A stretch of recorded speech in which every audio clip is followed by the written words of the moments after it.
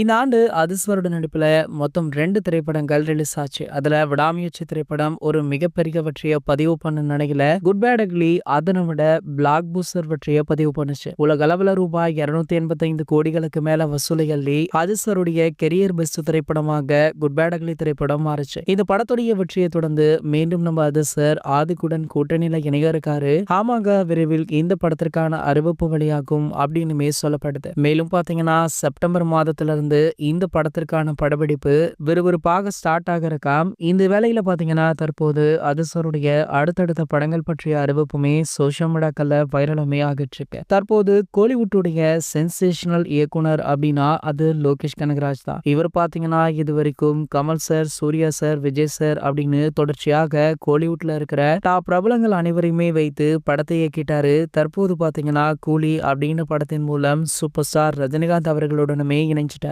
இன்னமுமே இவர் கூட்டணி போடாத ஒரே நடிகர் அப்படின்னா அது நம்ம ஏகே அவர்கள் தான். அண்மையில இவர் கலந்து கொண்ட விழா ஒன்றுல ஏகே அவர்களுடன் எப்போது இணைவீங்க அப்படின்ற கேள்விக்கு கூடிய விரைவில் நடந்துவிடும்னு நினைக்கிறேன், அதற்கான பேச்சுவார்த்தைகள் போய்கொண்டிருப்பதாக சொல்லியிருந்தாரு. ஆகையால இவங்களுடைய கூட்டணி உறுதி செய்யப்பட்டிருக்கு. சோ அப்படி இவங்க இணைகிற திரைப்படம் ஏகே 65 இருக்கலாம் அப்படின்ற தகவல் வைரலாகிட்டு இருக்கு. இது போன்ற சினிமா செய்திகளை பத்தி நீங்க உடனே தெரிஞ்சுக்க நம்மளுடைய அஜித் 360 சேனலை மறக்காம சப்ஸ்கிரைப் பண்ணிக்கோங்க.